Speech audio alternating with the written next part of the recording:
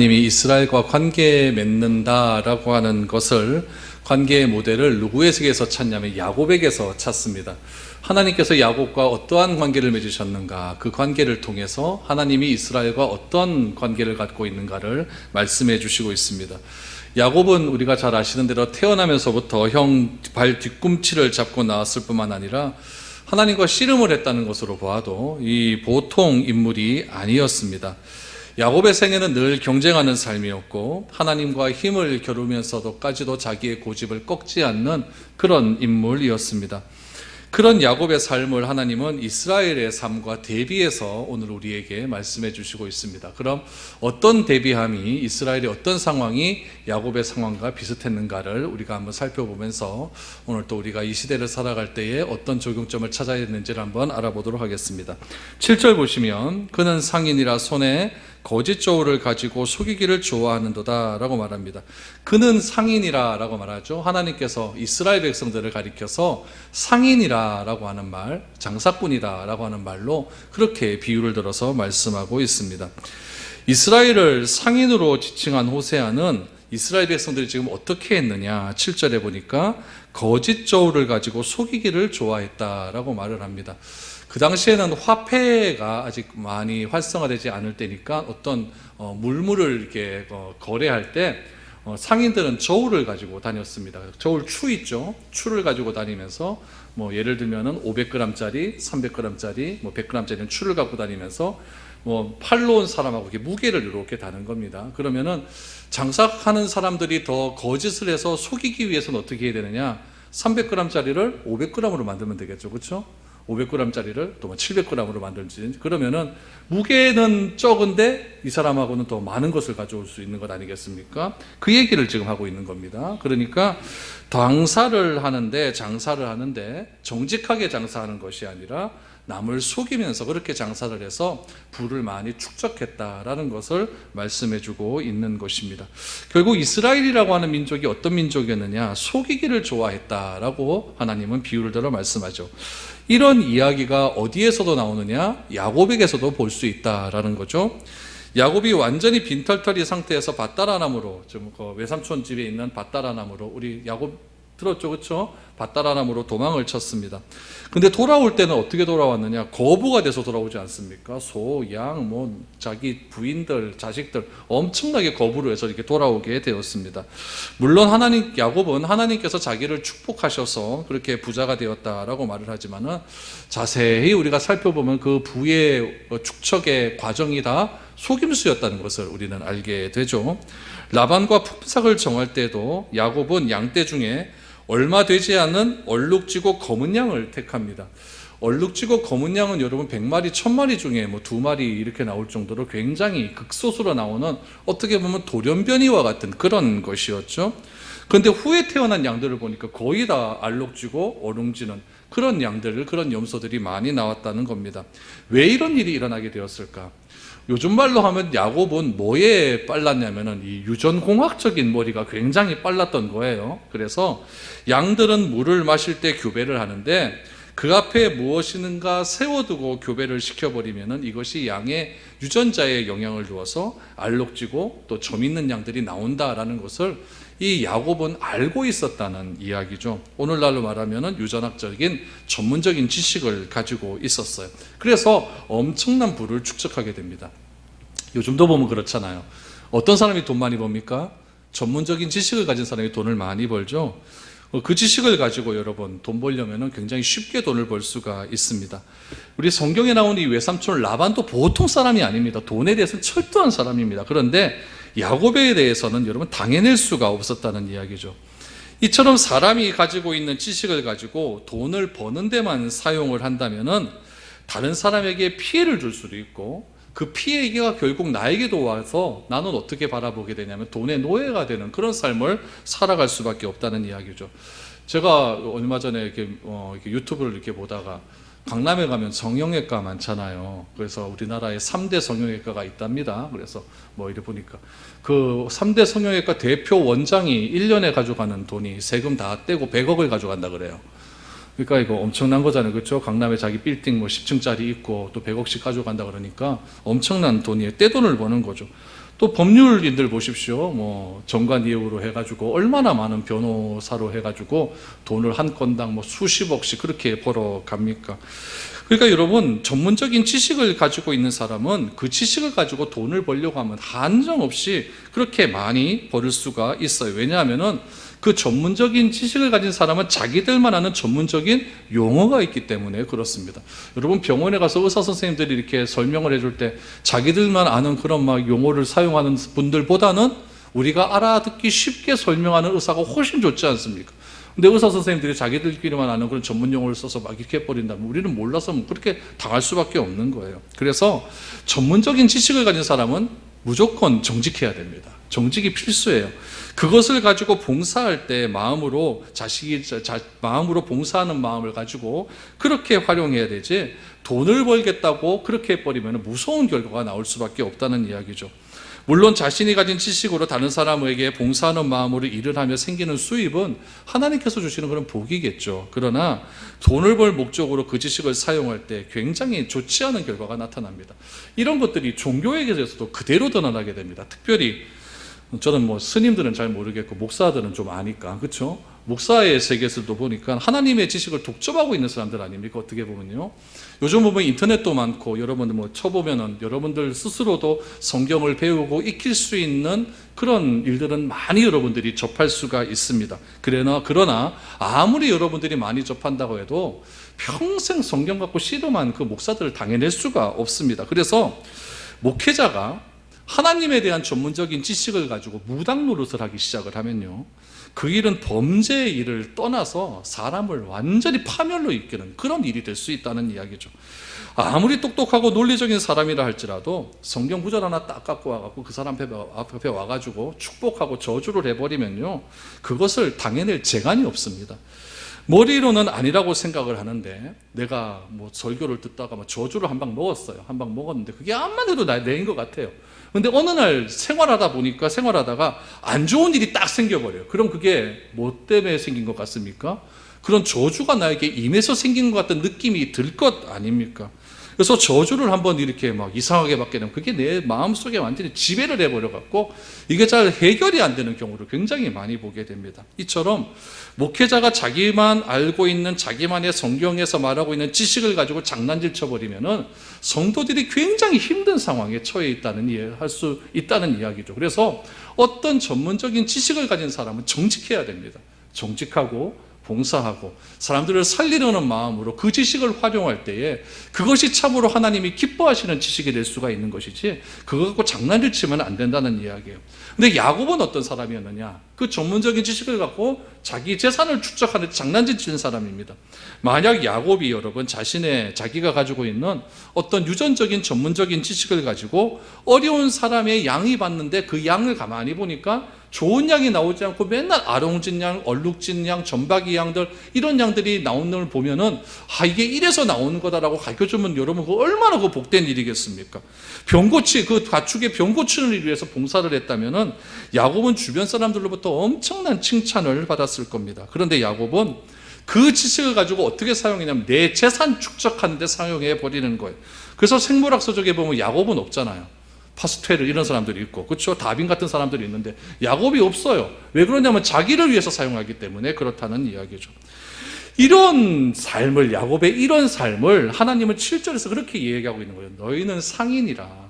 너희는 호주머니에 거짓된 저울을 많이 가지고 다니면서 사람들을 속이는 일을 많이 했다. 저울을 가지고 속였다라고 하는 것은 내가 재산 불리는 일에 내 욕심만 채렸다라고 하는 하나님의 메시지가 담겨져 있는 겁니다. 그래서 하나님들 앞에서 이스라엘 백성들은 하나님이 보시기에는 거짓이었는데, 그럼 이스라엘은 어떻게 생각하느냐? 네, 맞습니다. 내가 잘못했습니다. 이렇게 하면 될 것 같은데, 이게 사람이라는 게 꼭 그렇잖아요. 뭐 잘못했다 그러면 예 그렇습니다라고 시인한 사람 잘 있습니까? 없습니다. 변명을 하죠. 나는 안 그렇다라고 일단은 부인을 합니다. 이스라엘도 똑같다는 이야기예요. 8절 보십시오. 에브라임이 말하기를 나는 실로 부자라. 내가 재물을 얻었는데 내가 수고한 모든 것 중에서 죄라 할 만한 불의를 내게서 찾아낼 자가 없으리라 하거니와 라고 말합니다. 에브라임이라고 하는 것은 이스라엘이 남북으로 갈려졌는데 북쪽 이스라엘을 지칭할 때 에브라임이라고 하는 말을 사용합니다. 북쪽 이스라엘 사람들이 어떻게 이야기하느냐? 나는 부자라는 거예요. 그럼 부자 뭐 나쁜 거 있습니까? 좋죠. 부자인데 내가 재물을 많이 얻는 데는 내가 수고한 것으로 얻었지 불의한 삭수로 내가 잘못한 범법 행위를 해가면서 얻은 재물은 하나도 없다라고 이야기합니다. 거듭나라 8절 하반절에 보니까 불의를 내게서 찾아낼 자가 없으리라 라고 이야기합니다. 그러니까 자기는 죄 있다 없다? 없다는 거예요. 하나님이 잘못 알았다는 이야기죠. 근데 하나님의 시각에서 봤을 때는 에브라임이 북이스라엘이 지금 부를 축적하고 자기의 교만에 빠져서 그렇게 살아가는 것들은 다 사람을 속여서 그렇게 했다라고 말을 하고 있는 겁니다. 여러분, 우리가 구약 성경을 읽을 때 항상 주목하고 우리가 잘 생각해서 읽어야 될 것들은 어떤 것이 있냐면은 하나님의 백성에게 가장 중요한 사랑이라는 겁니다. 그 사랑이 무엇이냐면은 하나님께서 나의 필요를 채워주신다라고 하는 그 믿음 가운데서 구약 성경은 읽어야 됩니다.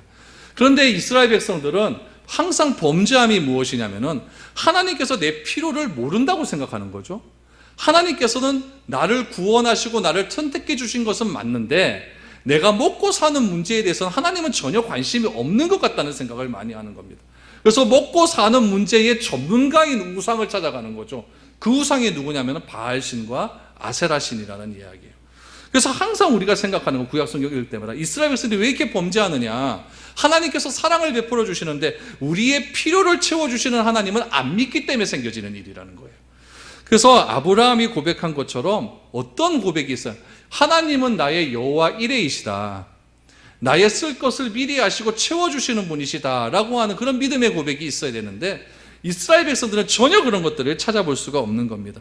여호와 이레라고 하는 나의 공급할 그 채워주시는 하나님, 나의 앞날을 아시는 하나님, 그런 하나님이라고 하는 고백 속에 어떤 의미가 담겨져 있냐면은 하나님께서는 나의 필요를 채워주시고 나의 모든 것을 아신다라고 하는 그런 믿음이 밑바탕에 깔려 있다는 이야기입니다. 아브라함은 그래서 자신의 공급자이신 하나님께서 나의 여호와 이레 되심을 알았기 때문에 전쟁에서 받았던 그런 모든 척취물들을 자기 혼자 갖지 않습니다. 다 나누어 줍니다. 룻에게도 나누어 주고 또 멜기세덱이라고 하는 선지자에게도 그렇게 나누어 주어서 그 자기로 하여금 자기 혼자만의 삶을 살지는 않았다라는 이야기죠. 그래서 여호와 이레의 신앙을 가지고 그렇게 삶을 살았고 그 아브라함이 가졌던 여호와 이레의 신앙이 이스라엘의 신앙이고 우리가 가져야 될 신앙이고 구약 성경에서 계속해서 반복해서 우리에게 말해주고 있다는 거예요. 그런 의미에서 이스라엘이 가진 것이 없다고 하는 것, 그건 죄가 아닙니다. 왜냐하면 하나님께서 또 채워주실 것을 믿으며 나가면 되는 거니까요.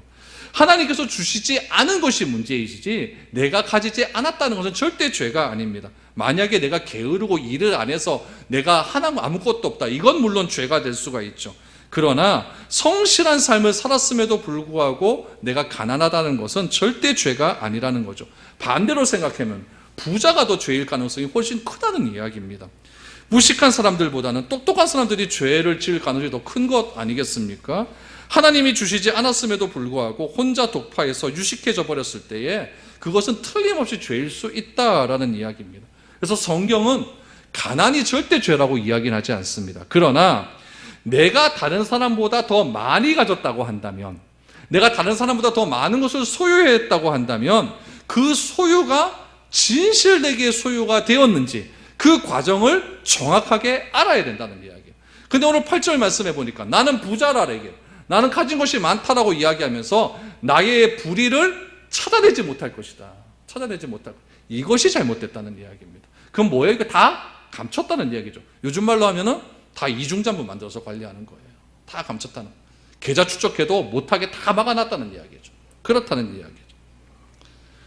그래서 내가 수고한 모든 것에는 불의가 없다라고 하는 의미가 바로 거기에 달려져 있는 겁니다. 그것은 누구의 생각일까요? 이스라엘 백성들의 생각이겠죠? 내 생각입니다. 내 판단의 기준이죠. 중요한 것은 내 판단과 내 기준이 중요한 것이 아니라 하나님은 그 사건을 어떻게 바라보고 계시는가, 그것이 훨씬 더 중요한 일이라는 겁니다. 그래서 내가 돈을 벌어도 정직하게 버는 것이 중요한 것이고 하나님의 기준에 의해서 버는 것이 훨씬 중요하다는 거죠. 그래서 낮에도 말씀드렸다시피 하나님의 기준이 무너져 버리면 내 기준은 더 떨어진다는 것을 우리는 꼭 기억해야 됩니다. 오늘 그 얘기가 오늘 7절 8절의 이야기예요. 하나님의 기준은 너들 다 도둑놈이다. 그런데 이스라엘 백성들은 나는 아니다. 내가 다 감춰놨다. 이렇게 이야기하고 있는 겁니다. 그런데 문제는 뭐냐? 이것보다 더 심각한 것이 있다는 이야기예요. 12절 말씀을 한번 보시죠. 12절에 보니까 야곱이 아람의 들로 도망하였으며 이스라엘이 아내를 얻기 위하여 사람을 섬김에 아내를 얻기 위하여 양을 쳤다라고 말합니다. 여기서 말하는 아람이라는 것은 밧단 아람을 이야기하는 겁니다. 저기 이스라엘 야곱이 외삼촌 집으로 도망갔을 때 그 지역이 밧단 아람 아닙니까? 그 밧단 아람을 지금 아람이라고 이야기했어요. 그럼 아람으로 도망을 갔습니다. 도망간 이유가 무엇이냐? 1차적으로 뭐냐면은 자기 형이 받아야 될 축복을 야곱이 가로채지 않았습니까? 그렇기 때문에 도망간 건 맞아요. 그런데 오늘 12절 말씀해 보니까 도망간 이유가 또 하나 나옵니다. 뭐 때문에 도망갔어요? 아내 얻기 위해서 도망갔다라고 이야기를 합니다. 그러니까 교란한 여자를 찾기 위해서 그 밧단 아람 외삼촌 집으로 갔다라고 이야기를 하죠. 그런데 밧단 아람에서 자기가 마음에 든 여자를 우물가에서 봤습니다. 그렇죠? 라헬을 봤어요. 그런데 외삼촌이 라헬을 주지 않고 레아를 먼저 줘버리거든요. 그래서 라헬을 얻기 위해서 이 야곱이 자발적으로 7년을 더 일을 하게 됩니다. 야곱은 그 일 이후에 그 밧다람으로 가기 전에 베델에서 하나님을 먼저 만나지 않습니까? 하나님을 만나고 돌베개에 누워 자는데 하나님께서 야곱에게 나타나셔서 돌베개에 누워 자는 그곳에서 하늘문을 여시고 막 사닥다리가 오르락 내리락 하는 거 보여주시면서 너가 반드시 이 베델로 와야 된다. 이 베델에서 내가 너에게 축복하겠다 그랬더니 야곱이 뭐라고 이야기했냐면 내가 여기서 하나님께 11조를 드리겠습니다. 다시 이곳으로 오겠습니다. 소원을 했단 말이죠. 베델에서 소원하고 그 다음에 밧다람으로 가서 밧다람 우물가에서 누구 만납니까? 라헬을 만났는데 예삼촌이 라헬을 주지 않고 레아를 줘버린 거예요. 그래서 라헬을 얻기 위해서 몇 년을 더 봉사하냐면은 7년을 더 봉사해요. 그래서 14년을 거기서 있었다라는 이야기죠. 그러면 여러분 보세요. 야곱은 베델에서 하나님과 언약을 맺음을 통해서 야곱이 그 언약에서 무엇을 얘기하고 있냐면은 이제 성전이 너다라는 거예요. 하나님의 성전을 통해서 모든 축복이 흘러나와야 되는데 그 축복이 누구를 통해서 주시겠다고 약속하냐면 야곱을 통해서 주시겠다는 거죠. 그럼 그 야곱이 어떻게 해야 되느냐? 빨리 자기 할 일 다 했으면 어디로 와야 됩니까? 베델로 와야 돼요. 베델로 와서 다시 한번 제단을 쌓고 하나님께 감사의 예배를 드리고 거기서 자기가 해야 할 일을 해야 된다라고 이야기합니다. 그런데 야곱이 안 돌아가요. 안 돌아가고 뭐라고 이야기했냐면은 성경에 보면 야곱이 라헬과 7년을 하루같이 보냈다라고 이야기합니다. 이거 대다수 말들 이래야죠. 얼마나 사랑하는 사람이 있었으면 7년을 하루같이 보냈겠느냐. 이거 누구의 시각? 사람의 시각입니다. 그럼 하나님의 시각은 무엇입니까? 이것이 내보다 사람하고 연애질하는 게 좋아가지고 나의 사명은 저버리고 거기서 연애질하고 놀아? 이거 아니에요? 야곱의 생각 속에서는 베델에서 하나님과 맺었던 약속은 누구 때문에 날아간 거예요? 라헬 때문에 날아간 거예요. 사명이 없습니다. 오로지 야곱이 라헬을 생각해서 얼마나 그 라헬을 좋아했으면 7년을 하루같이 보내겠습니까? 그렇죠? 이거는 뭔가 완전 몰두했을 때 일어나는 현상이거든요. 그러니까 하나님의 생각은 없었다는 이야기죠. 하나님께서 야곱을 만나시고 부르신 목적은 무엇이었냐면 야곱을 통해서 믿음의 계승이 이어가는 거거든요. 야곱은 베델에서 하나님과 그렇게 했기 때문에 알고 있었다는 이야기죠. 그런데도 베델로 안 갑니다. 왜 안 갔을까요? 하나님하고 놀면 재미가 없어요. 재미있습니까? 하나님하고 놀면요. 돈 버는 재미도 없고 성취하는 재미도 하나도 없습니다. 이스라엘 백성들이 하나님과 안 놀고 돈 버니까 돈 버는 재미가 솔솔솔솔 하잖아요. 그런데 하나님과 놀면 어떻게 되느냐? 돈을 벌어도 내가 돈 많이 벌었는데 하나님은 그거 자꾸 잘못됐다고 그러니까 짜증나잖아요. 그러니까 하나님과 뭘 하면은 재미가 하나도 없어요. 하나님은 변함이 없잖아요. 그러니까 하나님은 자신이 세운 계획과 자신이 세운 기준은 절대 변하는 분이 아니시니까 지금 하나님께서 예전에 한 말씀이나 지금 한 말이 똑같아 버리니까 뭐 예전에 재미없는 하나님 변화돼서 요즘 재미있겠나 이렇게 생각을 할 수가 있는 거죠. 그러니 하나님 앞에서 변함없이 사느니 세상 속에서 재미있게 사는 것을 택하는 거예요. 야곱은요. 하나님하고 노는 것보다 누구하고 노는 게 재밌어요? 라헬하고 노는 게 재밌죠. 이스라엘의 이런 타락한 삶 속에서 하나님은 누구의 삶을 보느냐? 야곱이 보이는 거예요. 하나님은 이스라엘을 온 민족의 제사장 나라로 불렀습니다. 어디에서 불렀습니까? 시내산에서 불렀잖아요. 너는 내 백성이 되고 나는 너의 하나님이 되리라. 너는 나의 제사장 나라가 되리라. 그래서 제사장 나라로서 내가 너에게 뭘 하나 주겠다. 그게 준 것이 십계명이거든요. 이 십계명을 잘 지켜 행하면 내가 너와 영원히 함께하리라. 네가 이 십계명만 잘 지키면 들어가도 복을 받고 나가도 복을 받고 땅에서도 복을 받고 부엌도 복을 받고 밭에서도 복을 받고 모든 복을 내가 너에게 다 주리라. 이렇게 약속을 해 주셨습니다. 그러면은 이스라엘 백성들은 뭘 해야 되느냐? 그 하나님의 약속을 기억하면서 늘 하나님 안에 거하고 하나님께 기도하면서 그렇게 생활하는 것이 이스라엘 백성들이 해야 될 일입니다.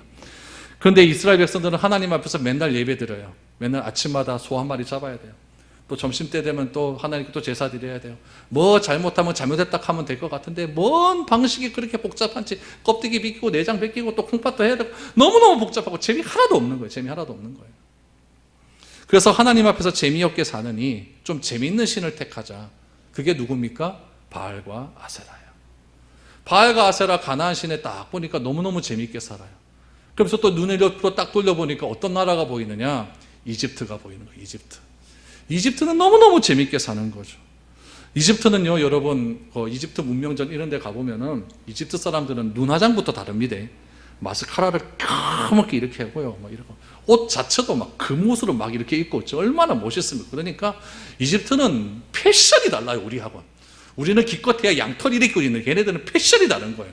화장술도 달라요. 헤어스타일도 달라요. 뭐든지 다 멋있어 보이는 거죠. 이집트는 너무너무 좋아요. 아수르라는 나라가 또 보이기 시작합니다. 아수르라는 또 티그리스강, 유브라데스 강에 딱 있으니까 문명이 또 얼마나 발달되어 있습니까? 거기는 놀거리가 너무너무 많은 거예요. 그러니까 이스라엘 백성들이 하나님께 노는 건 재미 하나도 없고 이집트나 아수르랑 노는 게 재밌으니까 우리가 오늘 일절 안에 12장 2절을 말씀해 보니까 뭐라고 1절 말씀해 보니까 뭐라고 이야기하냐면은 에브라임은 바람을 먹으며 동풍을 따라가서 종일토록 거짓과 포악을 더하여 아수르와 계약을 맺고 기름을 애굽에 보내는도다. 놀라 그러면 돈을 좀 줘야 되잖아요. 그렇죠? 조공을 바치기 시작하는 거죠. 같이 놀자 이거예요. 그럼 우리도 그렇지 않습니까? 예배 드리는 거 뭐 그래 재미가 있겠습니까? 재미없어요. 매주 똑같은 사람 보고 똑같은 자리에 우리 교회는 다 똑같은 맨날 그 자리에 앉아요. 똑같은 자리에 앉고 똑같은 자리에 내 성경책 거기 딱 앉아서 있고 똑같은 이야기나 하고 맨날 설교 들어보면 하나님 드러내라 개쌌고 예수는 그리스도라 그러고 하나님 아들이라고 믿어야 된다 그러고 똑같은 얘기만 하는 것 같고 그래서 재미없는 거죠. 그러니까 뭐라 그러는지 아십니까? 근데 잠깐 나갔다 다시 올게요. 이렇게 얘기합니다. 잠깐 나갔다 다시 올게요. 그러나 세상이 그렇게 만만한 곳은 아닙니다. 한 번 빠지면 돌아오기가 쉽지가 않아요. 야곱은 라헬이라고 하는 여자를 얻기 위해서 14년을 허비합니다. 14년 동안 하나님이 안 보이는 거예요. 또 재산을 모으기 위해서 7년을 다시 수고를 합니다. 20년을 밭다라람에서 보냅니다. 그러다가 재산으로 인해서 외삼촌과 분쟁이 생기자 어쩔 수 없이 야반 도주한 것이 야곱의 삶 아닙니까? 그래서 여러분, 하나님께서는 이런 야곱의 삶을 보여주면서 이스라엘이 그렇다라고 말합니다. 10절을 보십시오. 내가 여러 선지자에게 말하였고 이상을 많이 보였으며 선지자를 통하여 비유를 베푸는노라. 여러분, 이스라엘 백성들이 가지고 있는 가장 힘은 뭐냐면 나에게는 말씀이 있다라는 거. 말씀, 하나님의 말씀이 있다. 그 말씀을 어떻게 표현하냐면 10절에 보니까 선지자들에게 말했다, 이상을 보였다, 선지자를 통해서 비유를 주셨다. 이 세 가지로 이렇게 표현을 합니다. 그러니까 하나님은 이스라엘 백성들이 자꾸 자기가 주셨던 사명을 모르고 자꾸 세상과 재미있게 놀려고 하니까 하나님께서 그걸 돌이키기 위해서 선지자를 보내고 선지자의 말씀을 주셨고 선지자에게 이 비유를 주셔갖고 또 이상을 주셔가지고 어떻게 해서든지 세상에 빠진 이스라엘을 자기의 품으로 돌아오게 하기를 애쓰고 힘을 썼거든요. 이 말씀을 알면 야곱처럼 비참한 삶을 안 산다는 거죠. 돈에 미쳐서 하나님 하나도 보이지 않고 그렇게 삶을 살진 않는다는 거죠. 그러나 하나님의 말씀은 무엇입니까? 하나님의 말씀은 우리의 기질을 변화시키고 우리를 성숙시켜 주시고 예수가 그리스도라는 사실을 믿게 해주시고 내가 하나님의 자녀가 되었다는 그 놀라운 축복의 은혜를 내가 알게 해주시는 것이 하나님의 말씀 아닙니까?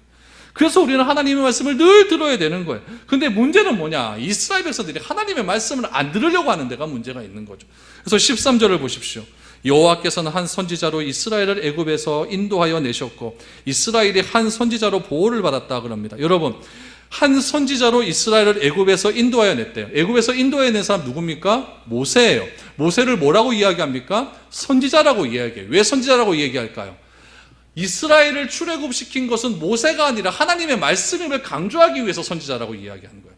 모세는 누구냐? 하나님께 쓰임을 받은 사람이죠. 모세가 땡겨낸 것이 아니라 하나님의 권능이 10가지 재앙이 내린 거고, 하나님의 권능으로, 하나님의 말씀으로 홍해가 갈라진 거고, 하나님의 말씀으로 마른 돌에다가 쳤더니 물이 솟아나는 거고, 하나님의 말씀으로 만나가 내린 것 아니겠습니까? 모세가 한 게 아니에요. 모세가 한 게. 모세를 했다라고 하면 모세가 숭상이 되어버리는 거죠. 모세가 우상이 되는 거예요. 그래서 가나안 땅 못 들어가잖아요. 하나님은 그렇게 말씀하시는 겁니다. 하나님의 백성은 내가 지킨다는 거예요. 뭘로요? 하나님의 말씀으로 지킨다는 이야기죠. 그래서 한 선지자로 이스라엘을 애굽에서 인도하여 냈다. 말씀으로 내가 너희를 인도하여 냈다. 이스라엘이 한 선지자로 보호를 받다. 하나님의 말씀으로 보호를 받았다는 이야기.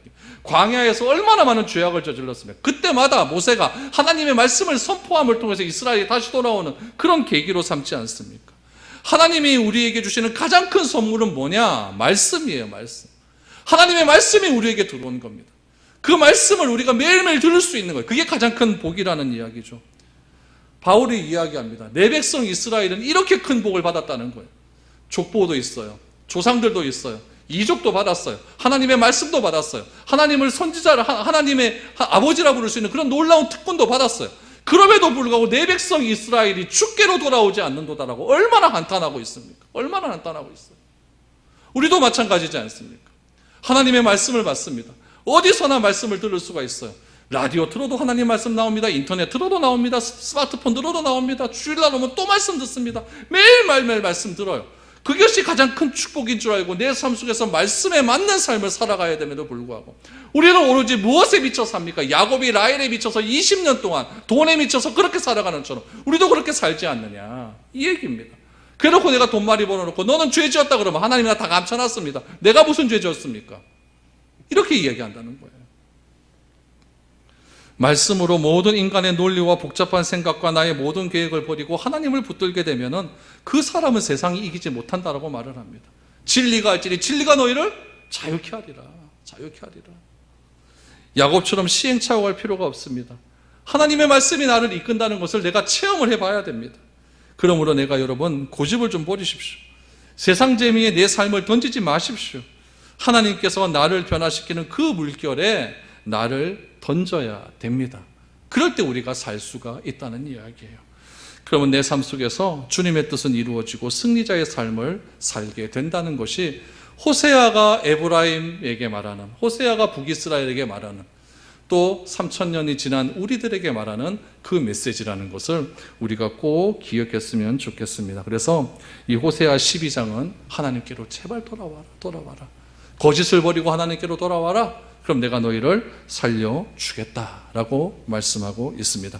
호세아가 우리 14장까지 있습니다. 우리 호세아 말씀 계속 보면서 그 호세아에게 선포된 그 하나님의 말씀이 우리에게는 어떤 의미가 있는지를 다시 한번 살펴보며 우리가 하나님께 돌아와 하나님께 온전히 순종하며 말씀대로 살아갈 수 있는 저와 여러분들이 될 수 있기를 축복드립니다.